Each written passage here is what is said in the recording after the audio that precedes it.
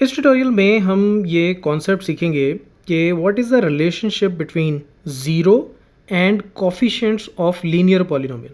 देखो, सबसे पहले हम बात करते हैं लीनियर पॉलिनोमियल की। लीनियर पॉलिनोमियल का मतलब एक ऐसा पॉलिनोमियल से polynomial in terms of x जिसकी डिग्री क्या हो 1। ओके, जिसकी डिग्री क्या हो 1। डिग्री 1 का मतलब क्या है कि उसमें x की सबसे बड़ी पावर या जो भी वेरिएबल हो, ये ज़रूरी नहीं है सिर्फ पी एक्स ही हो, p ऑफ t भी हो सकता है। ठीक है, जैसे p एंड वेरिएबल t में ले लेता हूँ से 3t+2, यहाँ मैं एक वेरिएबल ले लेता हूँ x और वो है से 4x-5। ठीक है, तो जो भी वेरिएबल हो, बेसिकली कहने का मतलब जो भी वेरिएबल आपने यूज़ किया है उस वेरिएबल की मैक्सिमम पावर क्या हो 1। जैसे इसमें 3t⁻1, 4x⁻1। ठीक है, जैसे और एग्जांपल लेनी है पॉलिनोमियल्स की, जैसे 4x, सिर्फ इतना ही ले लो, कांस्टेंट टर्म नहीं है, कोई फ़र्क नहीं पड़ता।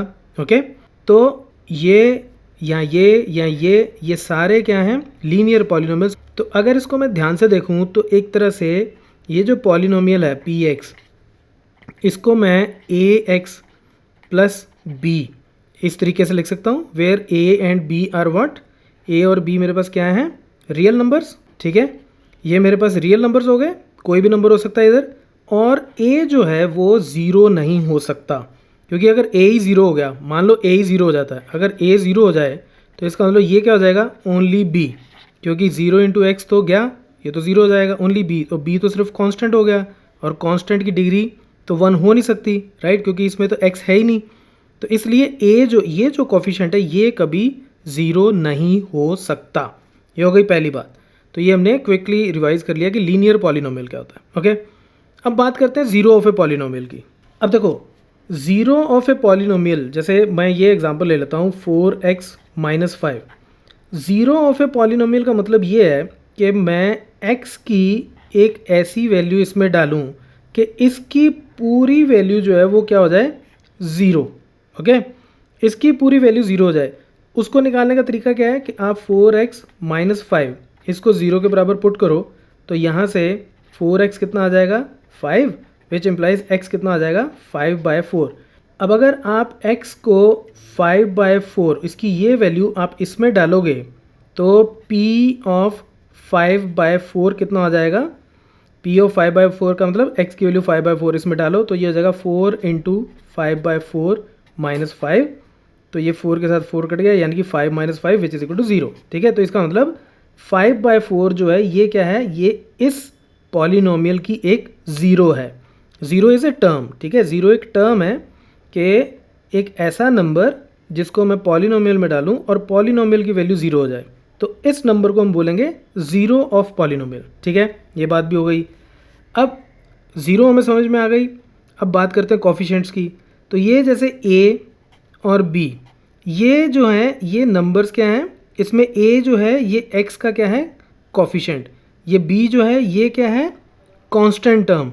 तो अब हमें ये फाइंड आउट करना है कि ये जो ज़ीरो है, ये जो ज़ीरो है 5/4, यानी कि ये जो नंबर है जिसको मैं पॉलिनोमियल में डालता हूँ और पॉलिनोमियल की वैल्यू ज़ीरो हो जाती है, इसका a और b से क्या रिलेशनशिप है, ज़ीरो एंड कोफिशिएंट्स इनके साथ क्या रिलेशनशिप है, आप इसके बारे में बात करो। ठीक है, तो अब आप ये देखो, अब जैसे यहाँ पे हमने ये देखा था कि ज़ीरो निकालने के लिए अगर मैं इस पॉलिनोमियल को ज़ीरो के बराबर पुट कर दूँ तो मुझे x की एक वैल्यू मिल जाती है।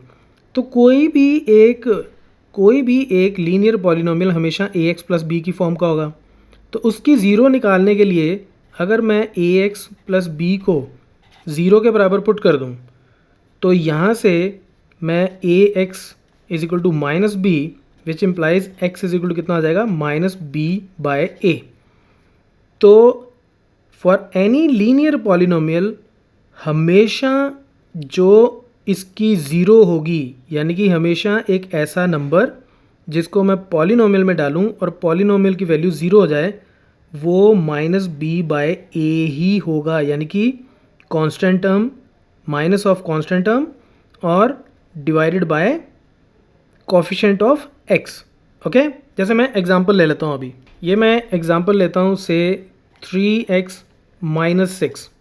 तो 3x माइनस 6, तो इसके अकॉर्डिंगली अगर x मेरा माइनस बी, तो अगर इसको आप ax प्लस बी के साथ कंपेयर करो तो a कितना है यहाँ पे 3, ठीक है, a हो गया 3 और b कितना है माइनस 6।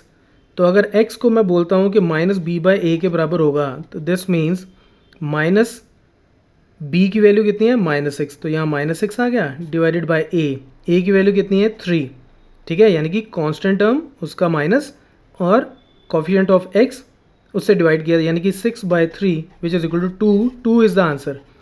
अब 2 को अगर मैं इसमें डालूँ तो इसकी वैल्यू 0 हो जाएगी। अब डाल के देख लो, 2 into 3 is 6, 6 minus 6 0, right.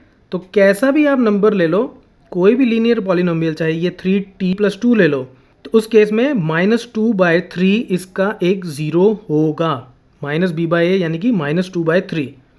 So I hope आपको ये समझ में आ गया कि लीनियर पॉलिनोमियल की एग्जैक्टली 1 0 होती है, एग्जैक्टली 1 0 होती है, और वो हमेशा माइनस बी बाय ए के बराबर होती है। तो ये ज़ीरो और कोफिशिएंट्स के बीच में रिलेशनशिप होता है, right. So that's it from this tutorial, keep watching मैथमाफिया।